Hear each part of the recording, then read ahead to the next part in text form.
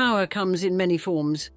There's the raw power of wealth, the kind that built America's railroads and forged its industrial empire. Then there's the subtler power of social change, the kind that reshapes societies from within. Mary Harriman Rumsey wielded both. Born into one of America's greatest fortunes, she could have lived a life of idle luxury. Instead, she chose to challenge the very system that created her privilege. Her journey from railroad princess to progressive champion would help reshape American society, until fate intervened in the most aristocratic way imaginable. In today's episode, I'll share the story of a woman who dared to transform inherited privilege into a force for social progress, only to pass by the most tragically wealthy of means. The progressive Gilded Age heiress who tragically died on horseback. The tale of Mary Harriman Rumsey.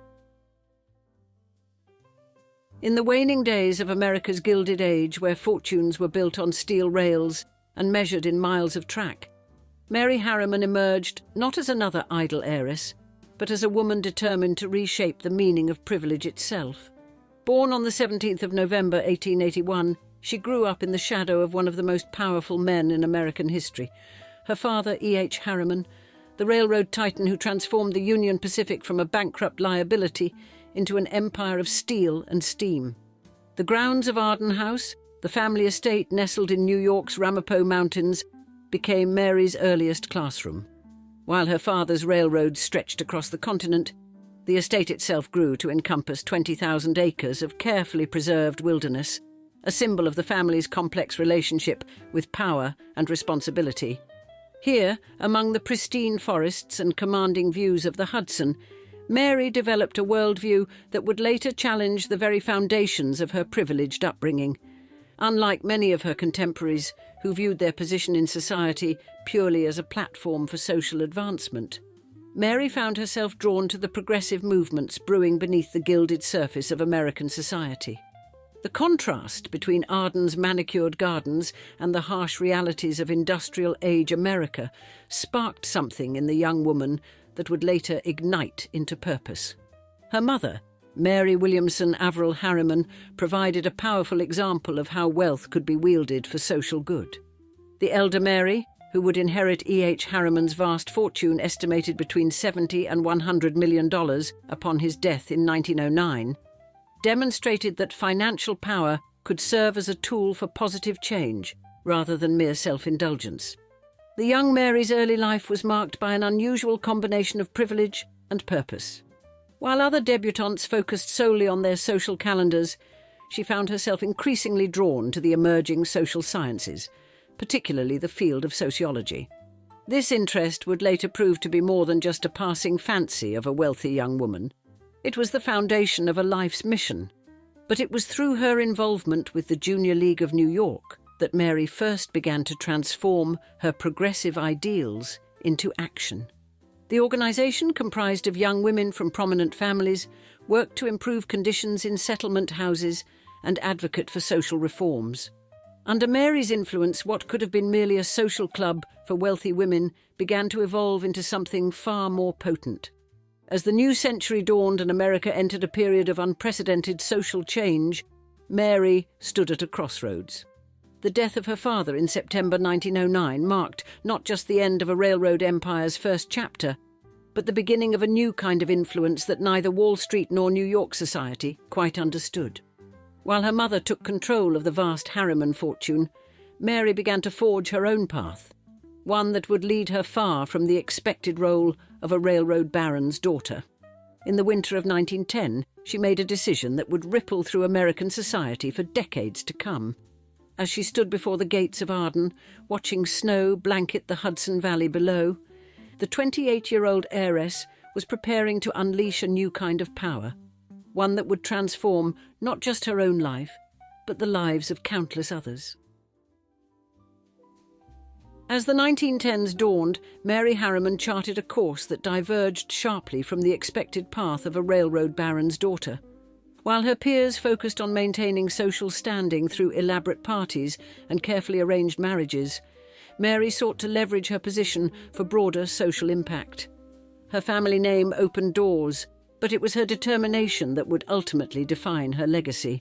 The year 1910 marked a pivotal moment in Mary's life when she married Charles Carey Rumsey, a talented sculptor whose artistic vision complemented her pragmatic approach to social reform. The union raised eyebrows among New York's elite. A railroad heiress marrying an artist seemed almost revolutionary in those stratified times. The marriage proved to be a partnership that would strengthen both their individual pursuits.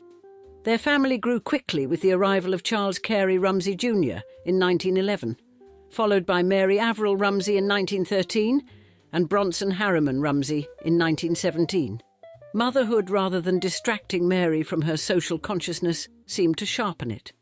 The contrast between her children's privileged upbringing and the harsh realities faced by less fortunate families in New York City only intensified her drive to effect change.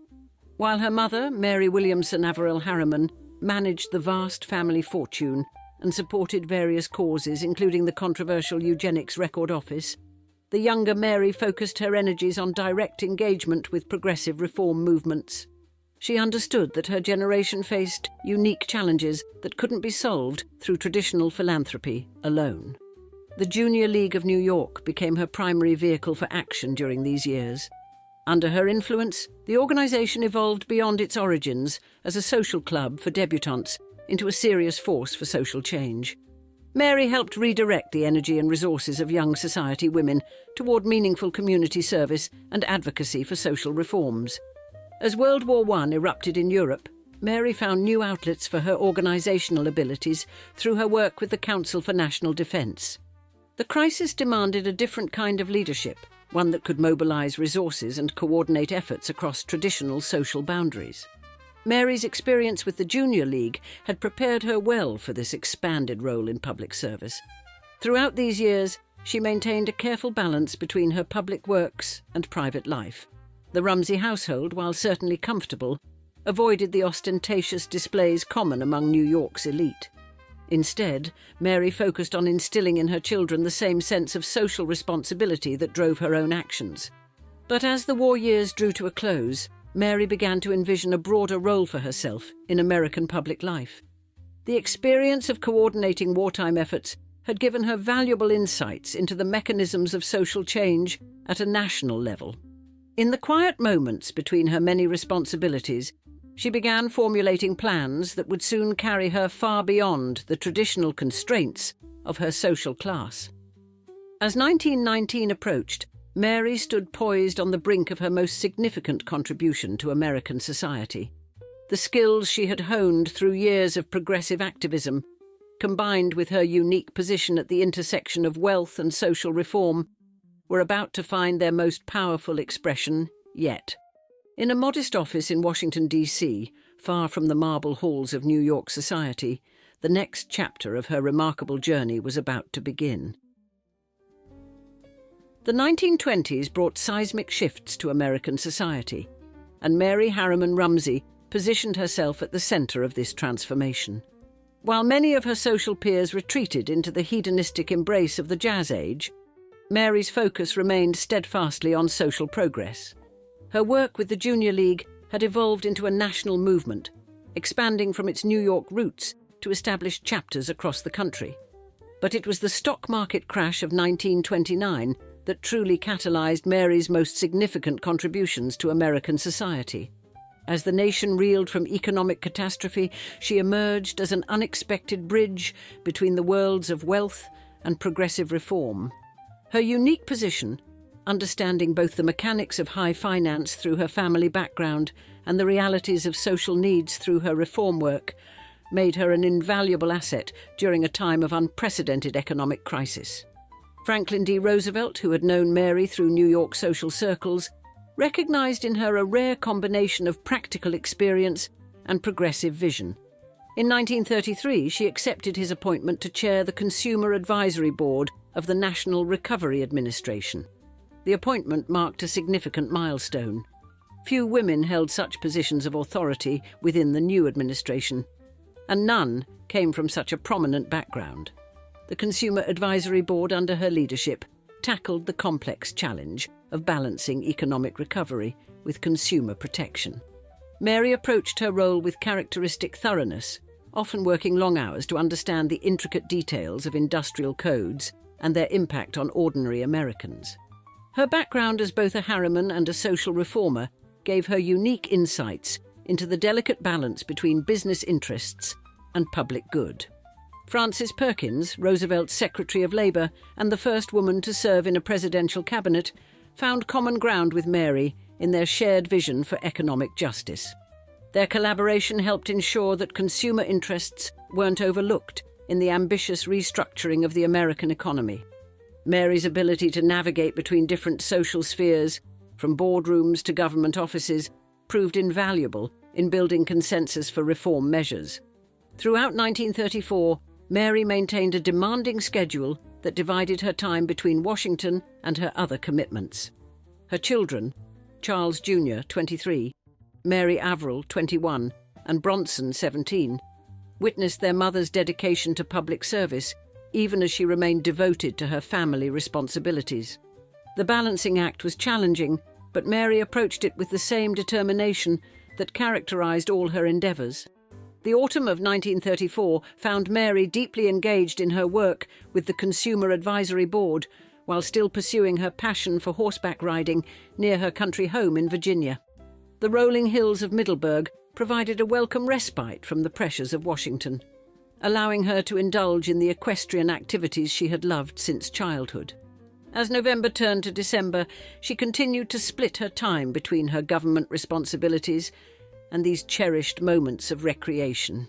As winter approached, Mary was at the height of her influence in Washington, respected across political lines for her practical approach to economic reform. The Consumer Advisory Board, under her leadership, had become an essential voice in the ongoing national recovery effort. But fate was about to intervene in a way that would transform her legacy from that of an active participant in the New Deal to a symbol of its early idealism. On a late autumn morning in Middleburg, Virginia, Mary mounted her horse for what would prove to be her final ride. The events that followed would cut short a remarkable career in public service and leave Roosevelt's administration without one of its most capable leaders at a crucial moment in the New Deal's evolution. In November 1934, the rolling hills of Middleburg, Virginia, echoed with the traditional sounds of fox hunting season. For Mary Harriman Rumsey, these hunts represented more than just sport. They were a connection to the aristocratic traditions she had both inherited and sought to reform through her public service. That autumn morning, as she joined the hunt on her Virginia farm, there was no indication that this familiar ritual would lead to tragedy. The fox hunt proceeded as normal until Mary's horse stumbled, throwing her to the ground with devastating force. The impact left her severely injured, and the woman who had helped shape the New Deal's early years now lay wounded on the same Virginia soil where she had so often found joy and respite from her demanding work in Washington.